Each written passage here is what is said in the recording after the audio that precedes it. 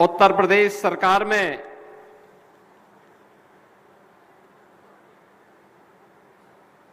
मंत्रिमंडल के मेरे वरिष्ठ सहयोगी कृषि और कृषि शिक्षा के मंत्री श्री सूर्य प्रताप शाही जी, प्रभारी मंत्री श्री दयाशंकर सिंह जी, ग्राम्य विकास की राज्य मंत्री श्रीमती विजय लक्ष्मी गौतम जी, देवरिया के लोकप्रिय सांसद श्री शशांक मणि त्रिपाठी जी, लोकप्रिय विधायक डॉक्टर सलभमणि त्रिपाठी जी, सुरेंद्र चौरसिया जी, जयप्रकाश निषाद जी, दीपक मिश्रा साका जी, सभा कुंवर कुशवाहा जी, विधान परिषद सदस्य डॉक्टर रतनपाल सिंह जी, पूर्व सांसद डॉक्टर रमापति राम त्रिपाठी जी, पूर्व सांसद श्री रविंद्र कुशवाहा जी,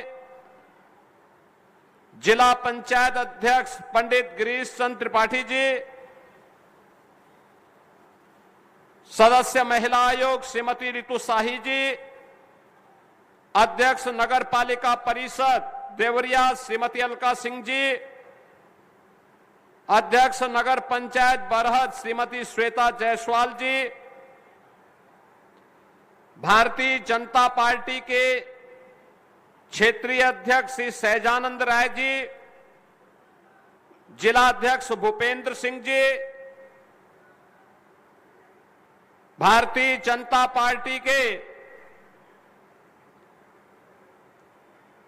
प्रदेश के प्रवक्ता श्री एसएन सिंह जी और किसान मोर्चा के सभी पदाधिकारियों के नेता बंधु उपेंद्र नाथ सिंह जी, आज के इस कार्यक्रम में उपस्थित भारतीय जनता पार्टी और हमारे सभी सामाजिक और व्यापारिक संगठनों के पदाधिकारीगण, देवरिया जनपद और खास तौर पर देवरिया नगर, पथरदेवा और रामपुर कारखाना से जुड़े हुए मेरे सभी उपस्थित बहनों और भाइयों,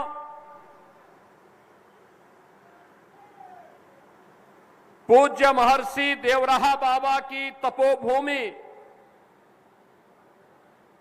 और भारत के स्वाधीनता आंदोलन के प्रखर संत बाबा राघव दास की कर्मभूमि के रूप में विख्यात इस देवरिया की पावन धरा को नमन करते हुए इस भीषण गर्मी में तमाम बंदिशों को पार करते हुए इस प्रातःकालीन सभा में आप सबकी उपस्थिति के लिए मैं आप सभी का हृदय से अभिनंदन करता हूं, आप सभी का स्वागत करता हूं। काफी दिनों के बाद आज मुझे देवरिया आने का अवसर प्राप्त हो रहा है और इस अवसर पर 655 करोड़ रुपए की परियोजनाओं की सौगात आज देवरिया जनपद को और खासतौर पर इन 3 विधानसभाओं को मिलकर के आज यहां प्राप्त हो रहा है। इसकी भी मैं आप सभी देवरिया वासियों को हृदय से बधाई देता हूं, अपनी शुभकामनाएं देता हूं। हम सब इस बात को जानते हैं कि 2014 के बाद आज जिस नए भारत का हम सब दर्शन कर रहे हैं, इसके पीछे प्रधानमंत्री मोदी जी का नेतृत्व और उनका वह विजन है जो विकास को प्राथमिकता देता है और प्रधानमंत्री जी के उसी विजन को ध्यान में रखते हुए हम लोगों ने इस बात को हमेशा प्राथमिकता दी है कि गति जितनी तेज होगी, विकास का लाभ उतनी तेजी के साथ आम जन को प्राप्त होगा। आज से 10 वर्ष पहले कोई सोचता भी नहीं था कि 4 लेन की सड़कें हो पाएंगी, और आज मुझे बताते हुए प्रसन्नता है, क्योंकि देवरिया तो पहले जब मैं गोरखपुर से सांसद था, लगभग हर महीने मुझे देवरिया आने का अवसर प्राप्त होता था, लगभग हर महीने,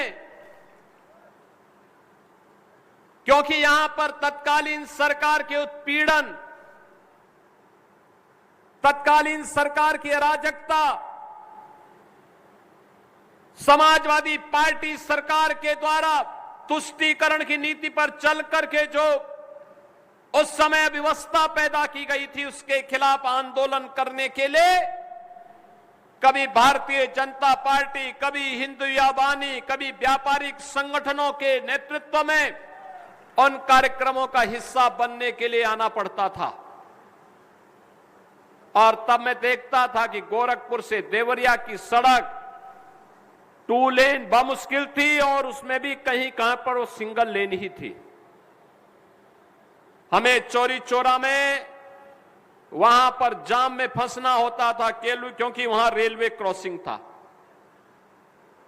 आज मुझे बताते हुए प्रसन्नता है, गोरखपुर से देवरिया की दूरी अब 4 लेन के कारण और कम हो गई है, और आप आसानी से इस दूरी को तय कर सकते हैं। देवरिया से फिर ये मार्ग आगे जाकर के बलिया तक जा रहा है। विकास अब रुकने वाला नहीं है। जब मैं पिछली बार आया था, तब यहां पर शाही जी ने, सलामणि जी ने, यहां के हमारे सभी मान्य विधायकों ने कहा था कि हमारी सड़कों को 4 लेन या 2 लेन की होनी चाहिए। और हम लोग इस बात को जानते हैं कि बगैर इस प्रकार के सड़क इंफ्रास्ट्रक्चर के, अच्छे इंफ्रास्ट्रक्चर के बगैर विकास हो नहीं सकता, और विकास होगा नहीं तो रोजगार नहीं सृजित हो सकता है। हमें अच्छे रोजगार के लिए और रोजगार की इन संभावनाओं को और विकास की गति को फास्ट करने के लिए उसी प्रकार का इंफ्रास्ट्रक्चर चाहिए, अच्छी रोड चाहिए, बेहतर कनेक्टिविटी चाहिए। और इसीलिए हम लोगों ने जो भी प्रस्ताव हमारे इन विधायकों ने मेरे सामने रखा, चाहे वह देवरिया से कसिया का मार्ग हो या देवरिया से बरहज का मार्ग, देवरिया के अंदर फ्लाईओवर के मामले हो या अन्य जो भी ब्रिजेज, इन सभी के लिए हम लोगों ने धनराशि स्वीकृत की। और आज मुझे बताते हुए प्रसन्नता है कि इनमें से कुछ कार्यों का आज हम शिलान्यास कर रहे हैं और कुछ का उद्घाटन भी कर रहे हैं। एक शुरुआत है, अंत नहीं है। आपने देखा होगा, यहां सांसद जी कह रहे थे देवरिया में बाईपास बन रहा है। बाईपास के साथ ही अभी एक गति और फास्ट होगी। जब देवरिया से हम लोग कसिया का ये 4 लेन की कनेक्टिविटी दे रहे हैं, तो एक कनेक्टिविटी केवल कसिया तक की नहीं है। याद करना, ये हमारे नॉर्थ साउथ कनेक्टिविटी का पार्ट है।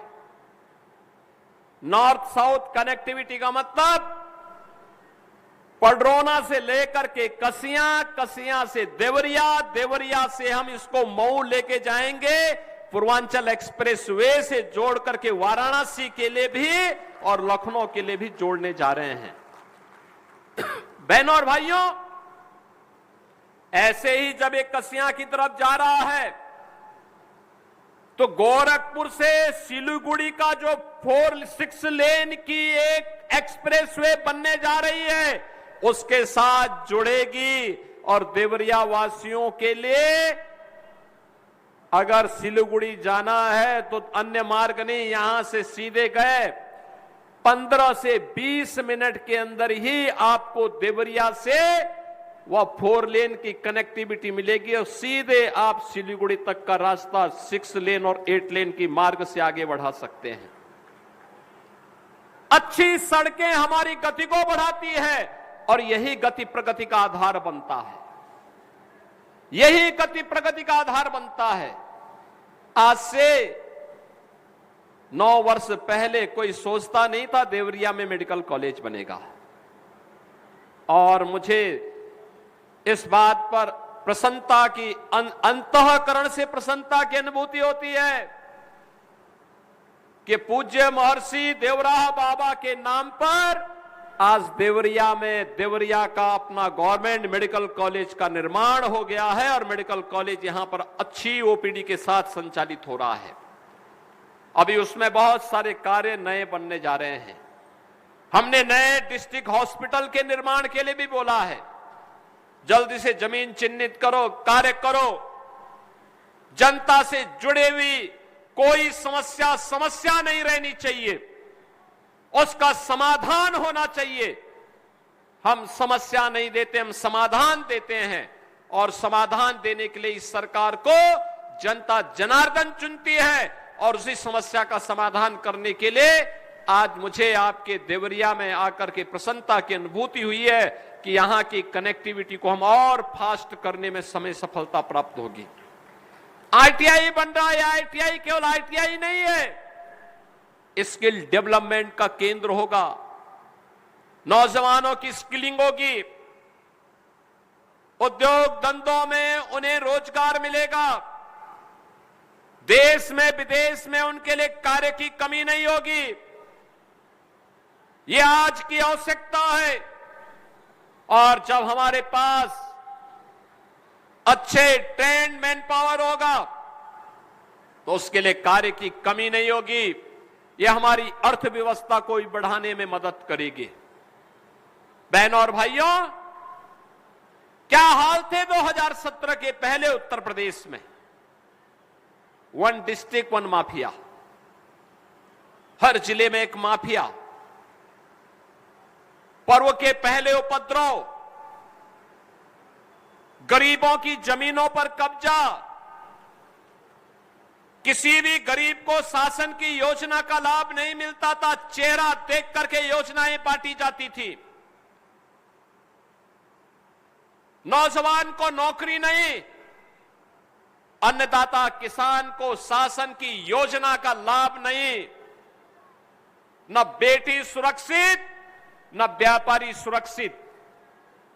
शाम को 6 बजने के पहले पहले बेटी को घर के अंदर छुपना पड़ता था और व्यापारी को अपना व्यापारिक प्रतिष्ठान बंद करना होता था। उस अराजकतापूर्ण माहौल से उत्तर प्रदेश को निकालना आज 1 डिस्ट्रिक्ट 1 माफिया नहीं, 1 डिस्ट्रिक्ट 1 मेडिकल कॉलेज है और 1 डिस्ट्रिक्ट 1 प्रोडक्ट आज उत्तर प्रदेश के अंदर देखने को आपको मिलेगा। यह है नए यूपी की पहचान।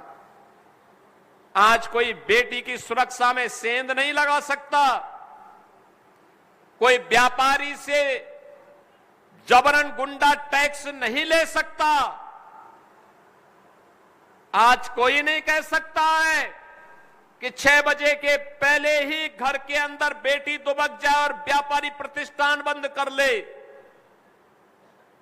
आप तो उत्तर प्रदेश की बेटियां और उत्तर प्रदेश की बहनें नाइट शिफ्ट में भी उद्योगों में कार्य कर रही हैं और जब मर्जी तब अपने घर आ रही है। अगर कोई सौदार कोई गुंडा छेड़ने का दुस्साहस करता है तो अगले चौराहे पर यमराज महाराज उसका टिकट काटने के लिए बैठे रहते हैं।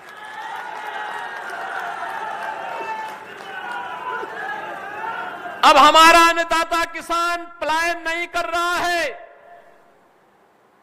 गन्ना किसानों को प्रति कुंटल गन्ना का दाम 400 रुपया हम लोगों ने किया है। उसकी उपज का दाम उसे मिल रहा है। कृषि विभाग की योजना और शासन की योजना का लाभ भी मिल रहा है और प्रधानमंत्री जी ने किसान सम्मान निधि का लाभ भी दिया है। आज हर गरीब को शासन की योजना का लाभ, प्रधानमंत्री आवास योजना, मुख्यमंत्री आवास योजना, बिना भेदभाव के, बिना चेहरा देखे हर गरीब को राशन की सुविधा का लाभ, उज्ज्वला योजना का लाभ। और अभी जब हर गरीब को मिल गया तो हम लोगों ने कहा शिक्षक को क्यों छोड़ दें, शिक्षक को भी हम कैशलेस स्वास्थ्य की सुविधा दे दिए, शिक्षा मित्रों को दे दिए, अनुदेशकों को दे दिए, रसोइयों को भी दे दिए हैं। सभी लोगों को हम लोगों ने इस सुविधा का लाभ दे दिया है और लगातार इसमें बढ़ोतरी हो रही है।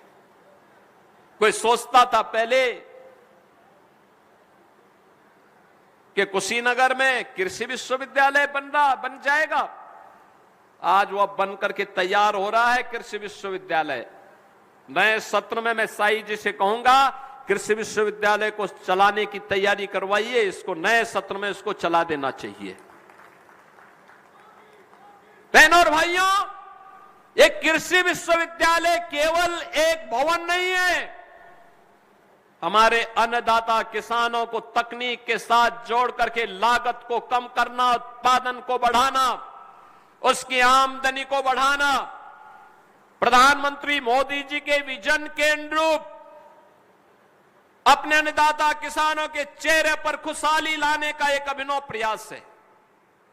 और उसी प्रयास का हिस्सा बनने के लिए आज देवरिया में मुझे एक बार फिर से आने का अवसर प्राप्त हुआ है।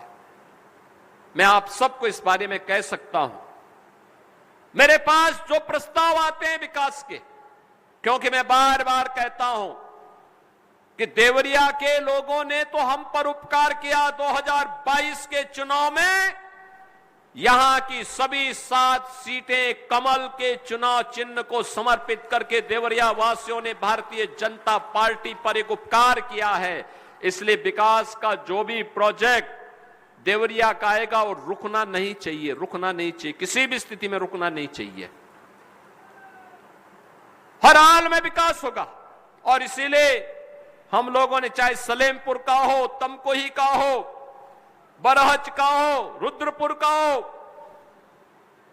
जहां के भी विकास की परियोजनाएं रही हो, ये पथरदेवा, देवरिया, रामपुर कारखाना, इन विधानसभाओं के साथ साथ सभी विधानसभाओं की इन योजनाओं को आगे बढ़ाने का कार्य। बरहज का मार्ग बहुत खराब था, हमने तत्काल पीडब्ल्यूडी के अधिकारियों से कहा भी आप जाइए वहां, तत्काल वहां पर उस मार्ग के निर्माण के कार्यक्रम को आगे बढ़ाइए। समाजवादी पार्टी के समय मोहन सिंह सेतु के निर्माण के लिए धनराशि थोड़ी सी दी गई, टोकन मनी। आप मुझे बताओ, जिस पुल के बनाने में 100 करोड़ से ज्यादा पैसा खर्च होना है, उसके लिए 1 लाख रुपया देते थे, अधूरा कार्य। हमने कहा पीडब्ल्यूडी ब्रिज कारपोरेशन को हर हाल में उस सेतु का निर्माण समय से पूरा करने की तैयारी करो। पैसा जो लगता है वर्तमान सरकार पैसा देगी, जनता की सुविधा के लिए कार्य होने चाहिए, अनावश्यक रूप से जनता को समस्या नहीं आनी चाहिए। विकास की परियोजनाएं अनवरत रूप से आगे बढ़ेंगी। हर चेहरे पर खुशहाली लाने का काम ये डबल इंजन सरकार कर रही है। नौजवान को रोजगार देने का कार्य डबल इंजन की सरकार कर रही है। अन्नदाता किसानों के लिए योजना का लाभ हो या महिला स्वावलंबन के कार्यक्रम को प्रभावी ढंग से आगे बढ़ाने का कार्य, ये डबल इंजन की सरकार कर रही है। और डबल इंजन सरकार के इन्हीं कार्यक्रमों को प्रभावी ढंग से आगे बढ़ाने के लिए आज एक बार फिर से हम लोग आज देवरिया जनपद में आए हैं। और मुझे प्रसन्नता है कि आपकी जो परियोजनाएं थी, उन परियोजनाओं को हम लोगों ने पहले भी स्वीकृति दी है। और अभी परसों मैंने पीडब्ल्यूडी की कार्य योजना को लेकर के सभी माननीय सांसदों और विधायकों के साथ एक बैठक की है। मैंने उनको कहा जनता से जुड़े हुए जो भी प्रोजेक्ट हैं इस बार दे दीजिए। इस बार हम सभी को, बाकी को, सबको स्वीकृत करवा करके आगे बढ़ा देते हैं। हम मानते हैं कि वर्तमान में पश्चिम एशिया का संकट है। तेल और गैस की आपूर्ति में बाधा आई है अमेरिका और ईरान के युद्ध के कारण। उससे एक विटामिन मिलना थोड़ा संकटग्रस्त हुआ है। लेकिन हम लोगों ने कहा कि जहां गांव की सड़क की कनेक्टिविटी हो वहां इंटरलॉकिंग या सीसी मार्ग का निर्माण कर दीजिए। जहां हाईवे का भी निर्माण होना है वहां पे भी सीसी मार्ग का निर्माण करिए। सीसी मार्ग में मटेरियल की क्वालिटी का ध्यान दे देंगे तो जो सड़क सामान्य रूप से बिटवीन से 5 से 7 वर्ष में मरम्मत के लिए आती है, जब सीसी मार्ग बनेगा लागत एक बार बढ़ेगी, लेकिन मैं कह सकता हूं कि 50 साल के लिए मरम्मत की समस्या का समाधान भी दे देगी। और हमें विकास के इसी मॉडल को अपनाना पड़ेगा, उस दिशा में आगे बढ़ना पड़ेगा।